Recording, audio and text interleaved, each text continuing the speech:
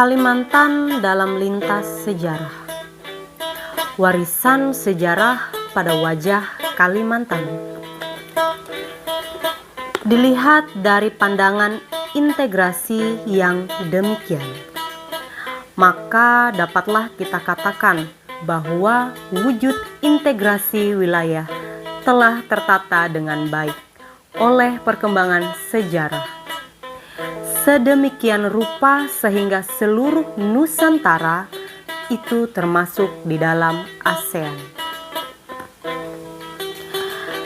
Setelah Mapilindo dan sebagainya, yang masih ada sedikit persoalan belakangan ini ialah kasus pulau-pulau tertentu di sebelah utara Sabah atau di sebelah selatan Filipina antara Malaysia dan Filipina.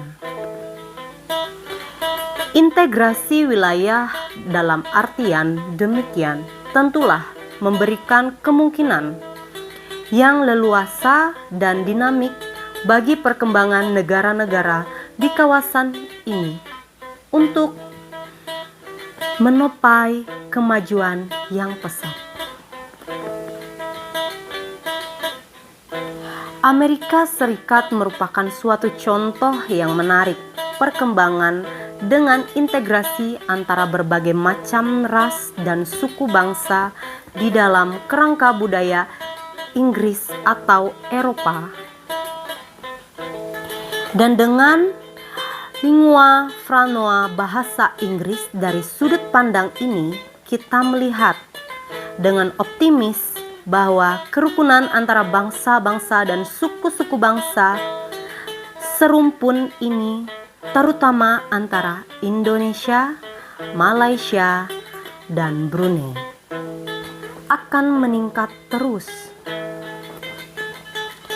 Penguasaan bahasa Inggris di negara-negara ASEAN lainnya akan membantu proses integrasi dan bahkan merupakan sarana komunikasi yang sangat penting untuk berhubungan dengan dunia internasional atau global. Karena itu, bahasa Inggris patutlah merupakan bahasa kedua setelah bahasa-bahasa Indonesia, Malaysia, dan bahasa-bahasa nasional lain di negara-negara Asia Tenggara lainnya. Situasi yang demikian sangat menguntungkan bagi Kalimantan pada umumnya. Interaksi budaya dan bahasa antara Kalimantan Indonesia dan Kalimantan Malaysia, juga dengan Brunei, dalam 5 tahun belakang ini meningkat melalui forum-forum regional dan internasional, seperti Dialog Borneo atau Kalimantan dan seminar-seminar internasional Borneo Regional Council Amerika, serta kontak-kontak lainnya.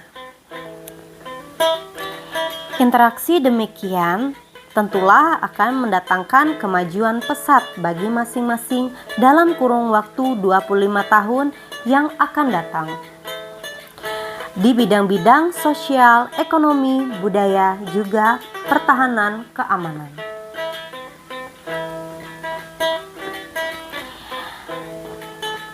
Dalam pada itu harus pula kita akui bahwa kemajuan di wilayah pulau ini memang belum merata sampai ke pedalaman. Pusat-pusat perkotaan di daerah pantai atau di hilir sungai wajarlah lebih maju dibandingkan dengan daerah hulu. Kesenjangan ini yang sejak dahulu ada dan kian berkurang belakangan ini.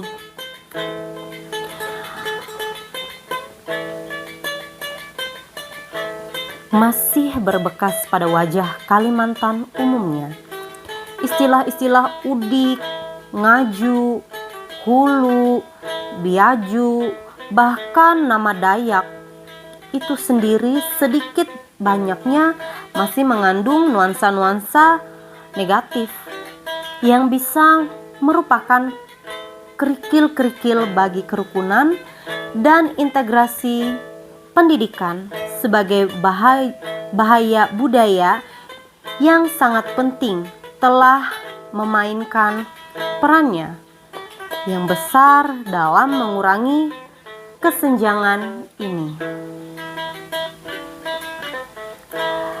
Arus tenaga kerja Indonesia ke Kalimantan, Malaysia yang kian meningkat pada masa-masa belakangan ini ikut pula memainkan perannya dalam proses integrasi di waktu-waktu yang akan dekat.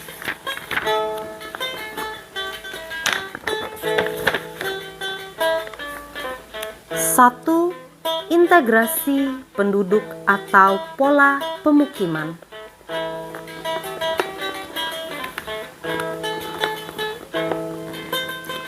Migrasi penduduk di masa lampau, hubungan politik dan perdagangan telah terekam pada pola kependudukan di Kalimantan. Penduduk Melayu tua yang disebut Proto-Malayu atau Dayak pada umumnya menghuni bagian-bagian pedalaman.